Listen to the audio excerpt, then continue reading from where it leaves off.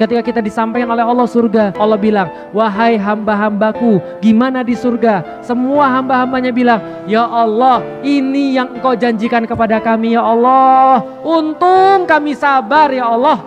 Ya Allah, kami sabar di dunia itu cuma berapa puluh tahun, tapi kami di sini dibalas segala-galanya. Allah tanya lagi, masih tersisa kesedihan kalian di dunia? Gak ada ya Allah, gak ada kami ingat kesedihan di dunia. Lalu Allah bilang, oke, kalau gitu hamba-hambaku, mau gak yang aku kasih lebih bagus daripada ini semua? Hah, ada yang lebih bagus daripada surga? Iya, ada yang lebih bagus daripada surga. Maka kemudian Allah bilang, ayo sini hamba-hambaku, kalian boleh melihat aku tanpa hijab setiap sepekan sekali. Maka ketika kemudian Allah kumpulkan seluruh penduduk surga, kemudian Allah buka tabir, kemudian seluruh melihat wajahnya, maka mereka berkata, gak ada lagi kebahagiaan melebihi daripada kami melihat wajahnya Allah. Kita ini didesain untuk rusak, maka di surga itu keyakinan para ulama orang bisa melihat Allah karena desain tubuhnya sudah dirubah dari desain profan menjadi keabadian, sehingga di sini terus ada kelayakan melihat. Itu pun tetap min ghairi kaifin walan hisorin, tetap ya bisa melihat, tapi corong Jawa itu kecelok melihat tapi tidak sampai faham. Karena bagaimanapun Allah itu la tudrikul absar wa huwa yudrikul absar. Bagaimanapun Allah itu laisa kamitslihi syai'un, tidak ada padanannya.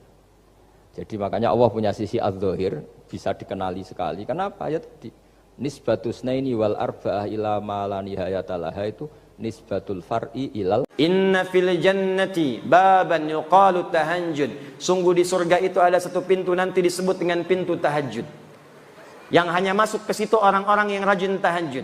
Dan dahsyatnya ahli tahajud ini ketika masuk ke dalam surga yang dimaksudkan, diberikan tempat spesial oleh Allah langsung di taman surga.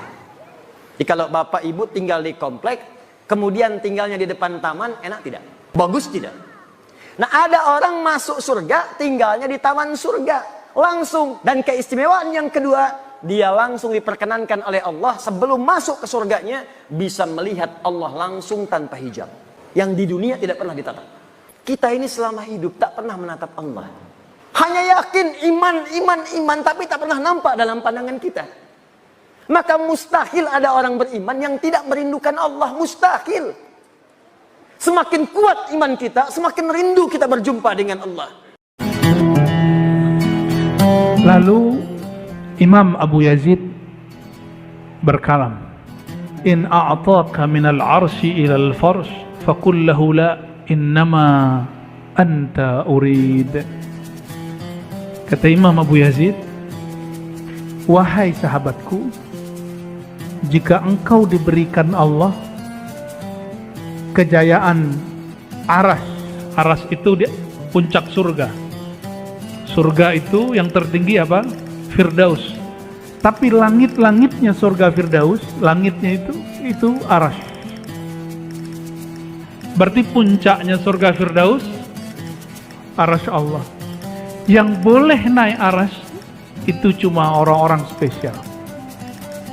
Di surga Firdaus hanya boleh bertemu Allah 2 kali dalam sehari, sedangkan di aras boleh setiap saat. Sehingga di saat kita sudah dalam surga, maka Allah Subhanahu wa ta'ala akan bertanya, sudah cukupkah nikmatku itu? Maka semua orang-orang mukmin dalam surga berkata, sudah cukup ya Allah. Maka setelah orang-orang ahli surga itu sudah ngomong cukup, Allah Subhanahu wa ta'ala